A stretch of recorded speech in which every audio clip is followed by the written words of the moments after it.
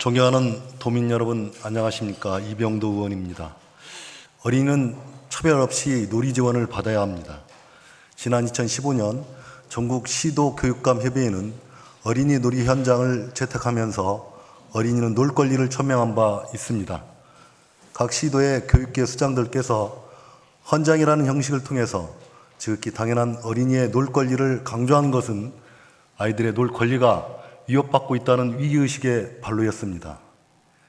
우리 사회가 아이들의 놀 권리를 제대로 지켜주지 못하고 있는 현실은 헌장 채택 당시나 지금이나 딱히 나아진 것은 없습니다. 가장 큰 원인은 디지털 문화의 확산이나 경쟁 교육에 매몰된 사회 풍조겠지만 이 외에도 다양하고 복합적인 사회 문화적인 요인이 아이들의 놀 권리를 끊임없이 위협하고 있습니다. 아이들이 희망이라고 합니다. 그러니 우리 모두는 말로만 외칠 일이 아니라 우리 스스로 할 수 있는 일을 하나씩 해 나가는 게 중요합니다. 그중 첫 번째 과제로 어린이 놀이시설의 중요성을 말씀드리고자 합니다. 전국에는 81,924개소의 놀이시설이 있습니다. 전국에는 이 중 4.3%인 3,489개소의 놀이시설이 있는데 아파트와 같은 주택단지가 41.7%, 어린이집, 유치원 27.6%, 학교 13.7%, 도시공원 12.2% 순으로 확인되고 있습니다. 문제는 놀이시설의 부익부 빈익빈 현상입니다. 도내 시군별 놀이시설 분포를 보면 전주시가 1,184개소로 가장 많은데 가장 적은 장수군과 무려 1,138개소가 차이가 납니다. 놀이시설 분포가 아동 인구수에 비례하는 것은 당연하다고 여기실 것입니다. 하지만 농어촌 지역 어린이라고 해서 어린이 복지 혜택에서 배제되는 것까지 당연지사로 생각할 수는 없는 노릇입니다. 아이들의 놀 권리를 박탈하고 차별하는 행위이기 때문입니다. 질적인 차이도 큽니다. 구도심과 농촌 지역에 있는 놀이시설 대부분은 미끄럼틀, 그네, 시소가 모두가 천편일률적인 디자인으로 희귀화되어 있습니다.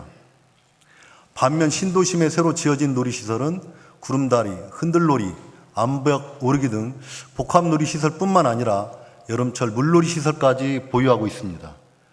아이들이 사회적 관계를 형성하며 세상을 배우는 놀이시설이 오히려 처음으로 차별받는 공간이 되어버린 것입니다.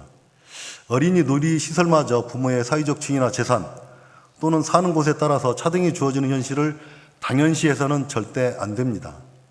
그 자체로 온당치 않은 일이지만 더 나아가서 놀이 경험의 차이가 문화적 차이와 집단 분리로까지 이어질 수 있기 때문입니다. 우선 공공이 관리하는 도시공원에 있는 어린이 놀이시설 전수조사를 실시해서 시설 종류와 노후 상태 등 실태를 명확히 파악해야 합니다. 이를 토대로 놀이시설이 열악한 시군을 선정하여 최근에 조성되는 놀이시설 트렌드를 참고하고 새롭게 리뉴얼해야 합니다. 또한 장애 여부 등과 관계없이 아이들이 모두 소외되지 않는 무장애 통합 놀이터 조성 사업도 단계적으로 추진해 나가야 합니다.